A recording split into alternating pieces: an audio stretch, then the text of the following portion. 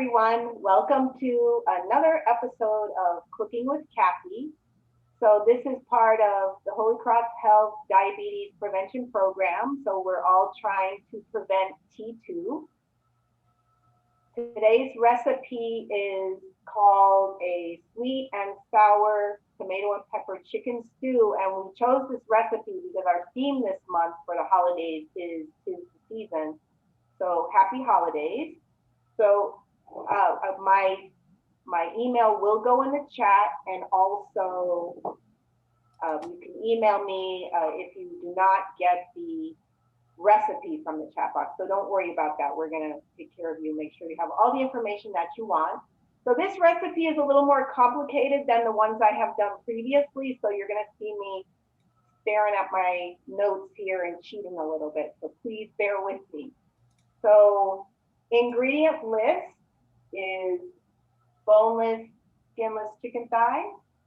I have a variety of colorful peppers and Spanish onions. Of course, extra virgin olive oil. I will explain this to you in a moment. This is garlic and ginger, and I'll tell you about that in a moment when I go use it. A variety of spices, and I will go over them when I add them to the recipe. Raisins, apple cider vinegar. I have a cup of chicken broth, 14 ounces of tomatoes, and then parsley as a garnish. All right, so first I'm going to add the olive oil to the pot. This is so nice because it's a one-pot meal. And those of you who know me know I like it easy. I don't make anything that isn't easy. So I'm going to put that in the pot, and then I like to get a paper towel and wipe it around, and then that way you use a bit less and you get good coverage of the pan so stuff doesn't stick. Would help if I turned on my oven. FYI, I'm cooking on the stove medium. You don't want to go too high because then you just start burning things and it's hard to clean the pan. So I did this ahead of time. I browned the chicken thighs. I don't like to cut raw chicken, so I browned it and then I cut it. So you saute that. Saute the chicken thighs in the pan until they're nice and brown. You want them browned on the outside, but on the inside, it's going to sit in this stew for 25, 30 minutes.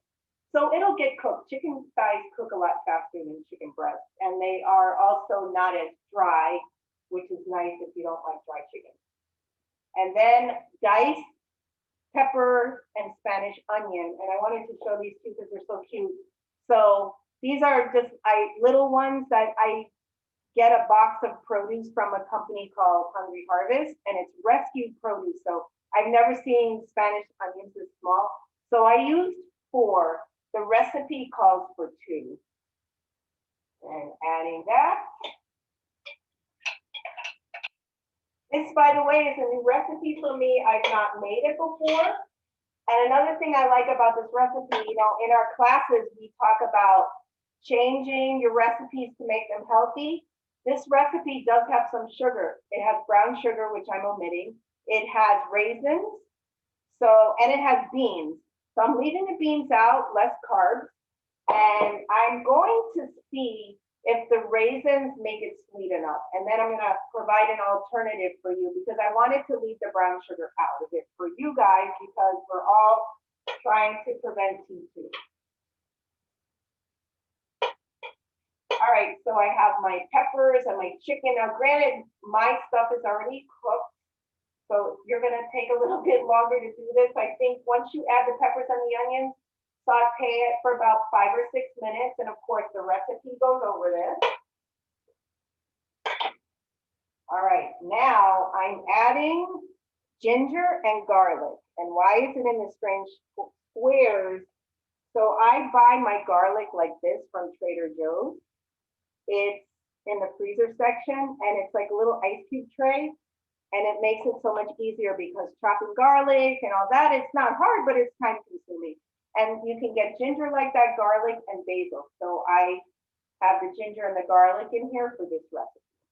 And I just defrost it and you don't even have to cook it. So I mix this little cube of garlic with some olive oil and I put that over my vegetables and it's so good. All right, so I'm gonna give it a swirl around, make sure everything gets covered, and when I prepared everything, the aroma was amazing. And like I said, this is new for me, and I have some spices here that I've not used before. So I have chili powder. Okay, chili powder. Hope you guys can see that. I know the light is a little chili powder in here. This is a new spice for me.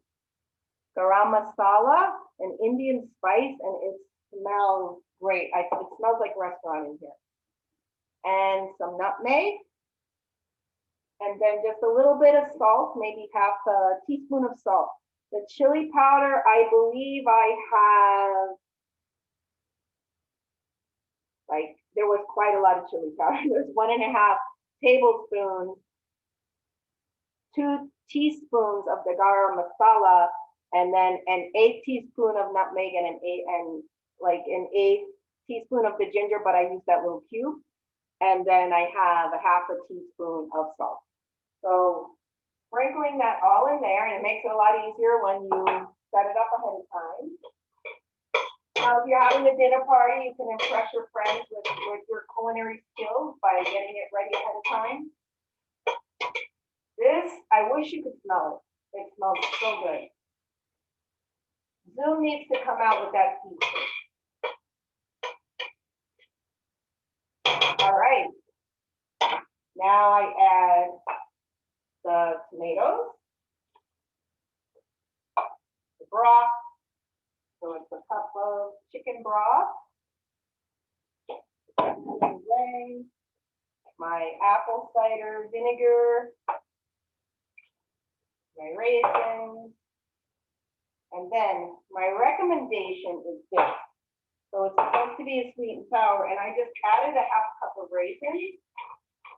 So, and we're gonna let this simmer for 25-30 minutes. I'll show it to you before we go. Maybe I'll show it to you when we're done with questions.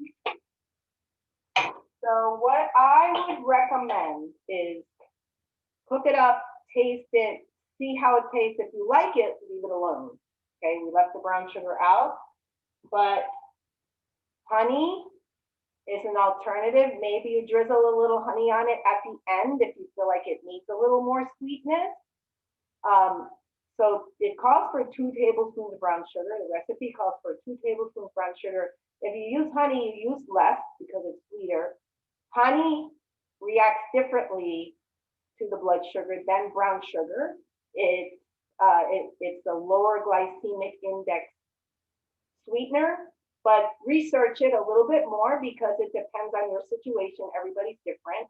And also, maybe the recipe doesn't need it. And keep in mind, pregnant or nursing mothers should not have raw honey. All right. So let me show you how this is coming along. Really smells great. And I know it'll cook down a bit and it will thicken up. And then you can garnish with some parsley. So can you see that? So that's, if you're cold, our little chilly Florida day, you can enjoy that and it'll warm you up. There's a lot of nice warming seasonings. So delicious. And I wanted to show you guys, since we have time, I'm usually pretty fast because I get everything ready ahead of time, how to cut a pepper. And I know a lot of us probably have our way we do it, but I want to share with you how a celebrity chef showed me how to do this. And I just lost my knife. There we go. I got it. Sorry about that. All right. So Chef Rudy, who used to be he won Chopped, and he was chef to Dwayne Wade, who's a celebrity chef. He showed me, so I hope you can see. So just put the pepper upright and just cut off each side, because this is like if you want to do nice even dices, and then lay it down and cut off a side, cut off a side. All right, so I just toss the seeds away, and then you can scoop out the white part. I just do that. But look, you have this nice side that you now, and I turn it up. It just is easier to do with a knife. I just sharpen my knife so it makes it easier. You should always make sure your knives are sharp. Let me get my fingers out of the way. And you see how easy that is. So now you have even strips, and I'll hold my cutting board up so you can see it. You have even strips, and then I can dice it.